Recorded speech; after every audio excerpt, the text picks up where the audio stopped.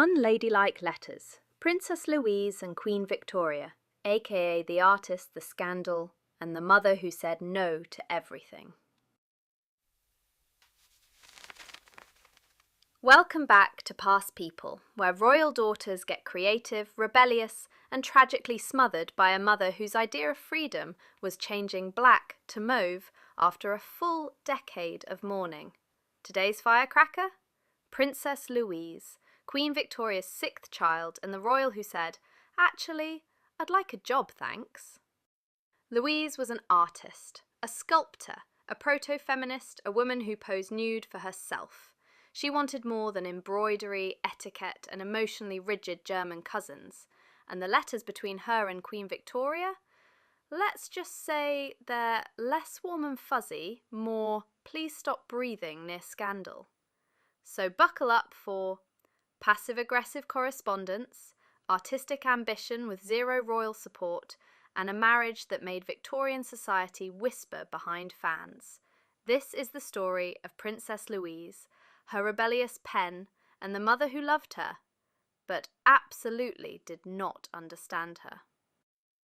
Louise, the different one. Born in 1848, Princess Louise grew up in the middle of the royal pack, and while her sisters were happy-ish, with domestic life, tiaras, and writing letters about children's coughs, Louise was not that girl. She was sharp-witted, creative, wildly independent, and utterly unimpressed with court protocol. As a teenager, she shocked everyone by saying she wanted to be a professional sculptor. Queen Victoria? Horrified. "Ladies do not chisel, Louise. They pose." "Louise? Then they're boring." Letters full of eye rolls. The letters between Louise and Queen Victoria read like a Victorian version of a teenage text argument. Louise writes, "I do not wish to sit at drawing rooms making small talk. I wish to work with my hands." Victoria, "Then knit." Louise, "I mean clay. I have a sculpture commission." Victoria, "How very unsuitable. One cannot be both royal and dusty." Louise kept pushing. She enrolled in the National Art Training School under an assumed name, which was very awkward when people recognised her face on coins. Meanwhile, Victoria complained in letters to other family members about how Louise was too forward, too modern, and altogether lacking in proper decorum. Translation: she had thoughts and wasn't afraid to express them. Now, Louise's letters really start heating up when we enter scandal territory. First, the rumours. Louise was linked to her sculpting tutor, a servant, a female artist, basically anyone her mother disapproved of. At one point, a letter arrives accusing her of posing nude for her own sculpture, which would have been wildly modern and deeply no thank you by Victorian standards. Louise denies it, but the press eats it up like scandal-flavoured sponge cake. Queen Victoria, apoplectic. "You shall not be alone with men. You shall not be alone with yourself." Louise, cool. Can I at least keep my studio? There is where it gets juicy. Louise decides that she wants to marry someone not royal, a shock at the time. She proposes marrying John Campbell, Marquis of Lorne, a Scottish aristocrat and future Governor-General of Canada. Queen Victoria initially says absolutely not. No royal has ever married a commoner. Louise replies basically, "Then maybe it's time one did." And the crown? Shudders. After months of back-and-forth letters, arguments, emotional blackmail, and lots of Queen Victoria writing things like, "But who will sit with me and carry my gloves?" Victoria relents. Barely. And Louise marries Lorne in 1871. The wedding is awkward. The court disapproves. The newspapers are scandalised. Louise? Thrilled. For about 5 minutes.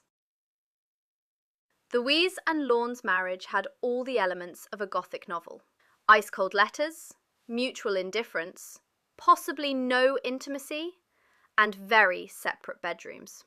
Rumours swirl for years that Lorne was not interested in women. Louise, meanwhile, throws herself into art, travel, and being fabulous in Canada, while her husband tried to govern things and quietly fade into the wallpaper. Her letters to Victoria during this time are strained. Louise writes, "Lorne is very occupied. We rarely dine together. Victoria, make yourself agreeable, darling. Wives must be useful, even if bored."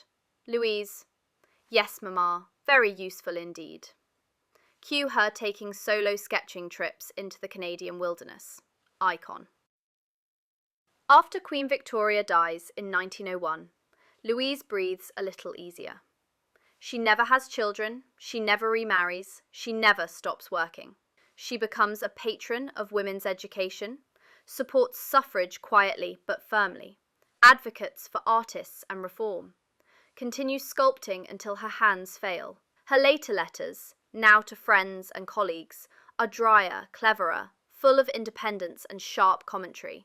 She basically turns into a Victorian auntie with boundary issues removed, and I love that for her. And when she dies in 1939, at the age of 91, she is the last surviving child of Queen Victoria, the final letter writer, the last rebel, and probably the only one who truly got out. So here's to Princess Louise, the artist, the scandal magnate, the Victorian escapee.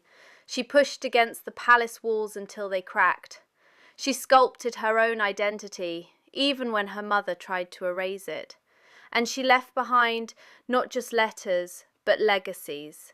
So the next time someone tells you not to pursue your art career because it's unladylike, just remember, Princess Louise posed nude for herself, wrote her mother a note about it, and then went to Canada. Stay past people and carve your own story, even if your mum is the Empress of India.